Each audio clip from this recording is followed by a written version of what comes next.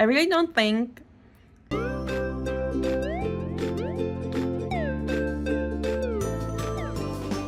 Hi everybody, I'm Bobby, and today I'll teach you how to succeed at limited color palette challenges every single time. So what are my credentials? Why should you listen to me? Well, first of all, this is my mascot, and of course that's not enough to prove my point. So I'm just gonna throw in some pages from my sketchbooks. Now, just before we actually start coloring, I'm gonna play a sped up version of me doing the sketch and line art, while I'm going to explain to you why I think limited color palettes are amazing. Now, I personally really like using limited color palettes because I think almost every time the results end up looking amazing, but also because I'm actually kind of lazy and using especially pre-made color palettes and using only very limited colors kind of helps because it means there's less thinking required. When I do traditional art, on the other hand, the limited color palette is not as much of an intentional choice as it is a choice I made out of habit and convenience, I guess. Because back when I was still in school, I couldn't afford buying myself a whole bunch of different colored art supplies, so I would just end up with the exact same colors over and over again. And I just developed a habit of having my art work around it. But all that aside, this video is actually going to be about digital art. Alright, so before we continue, it's time to pick out a color palette. I intentionally chose one that doesn't include any of the colors that I've originally envisioned for this picture. And it's a 5-color color palette because that seems to be the most common one that you'll find. First, I'm going to show you how to complete the color palette challenge with only flat colors, and afterwards I'll show you how to also incorporate highlights and shadows. And the first thing that I'll always do is pick the darkest color from my color palette and apply it to the line art layer. In this case, I'm pretty sure it's going to be the dark blue. Then the next question would be, are there any colors in this color palette that comes close to the color that I have envisioned? And in this case, like I said, of course they don't. But the next darkest shade would be the brown inside of the sunflowers. So potentially I would use the next darkest shade to color those in. In this case, I think the orange and the purple are pretty similar, but the orange has a stronger contrast to the blue outlines, and brown is essentially just a darker, less saturated orange. So that is the color I'm going to use next. Also going to set my line art layer to reference,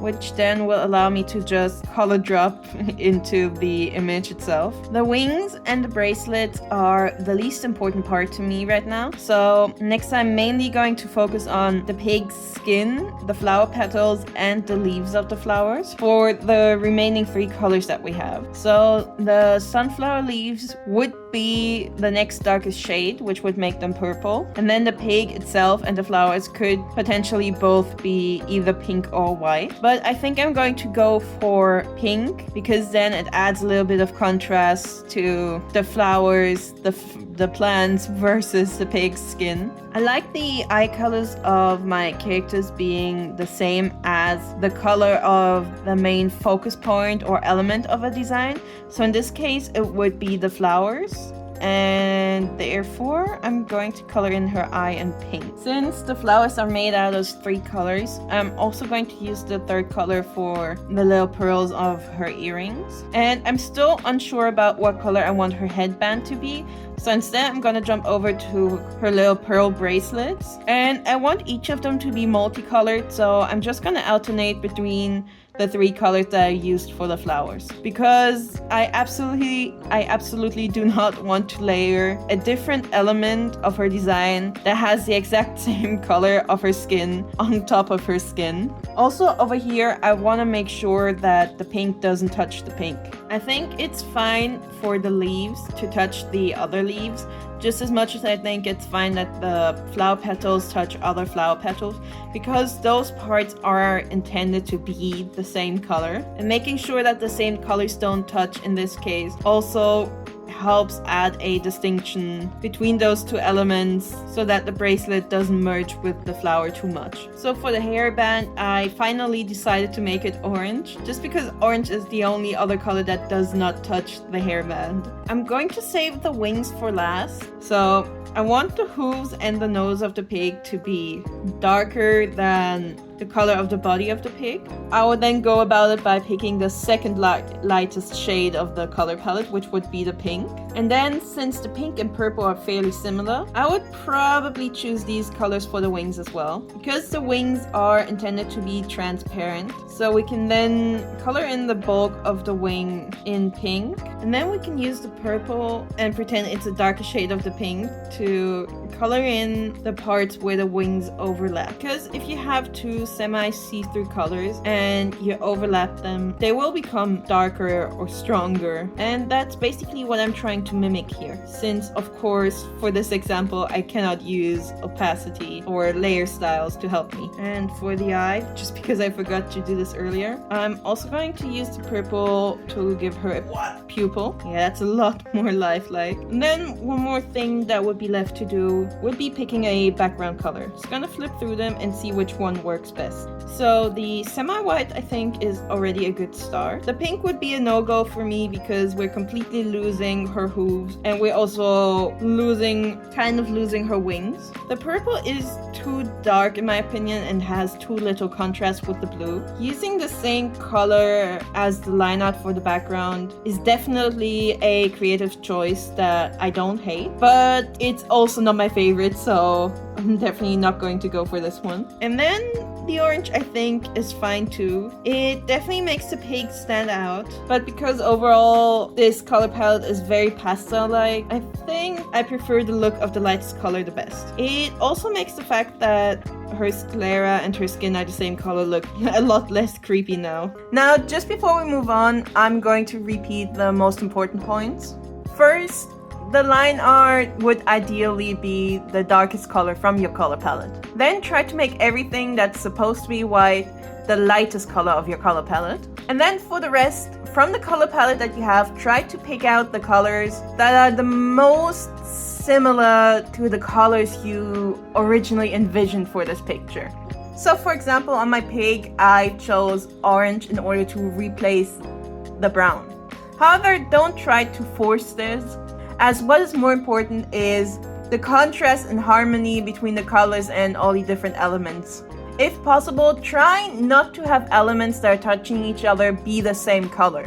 We want to keep everything clearly distinct. And this is where you could end it now and say, well, I'm done, everything is colored in, I didn't use any extra colors, and so on and so on. But if you want to shade and highlight this drawing while following the strict rules, we're going to have to rework the way we colored this pig entirely, because that would mean we would have a lot less colors free to use from this palette for the pig. Because if you want to shade and highlight this drawing, we would have to choose the second darkest color to be our shadow color, and then of course have the lightest color be our highlight color, which would mean we only have 2 more colors left for coloring in the actual pig, which is doable. Alright, so first things first, this is how I would color the pig if I only had 2 colors left from this color palette. So the 2 largest surface areas would obviously have to be contrasting. So one of them is pink and the other orange. Then for most other parts, everything that touches the pink, I try to make orange. But of course, if I also made the flower petals orange, it doesn't really look like flowers anymore and just kind of like a vaguely orange shape. However, if we made the centers of the flowers pink, then it adds a little more contrast and it brings out the flowers more, a little more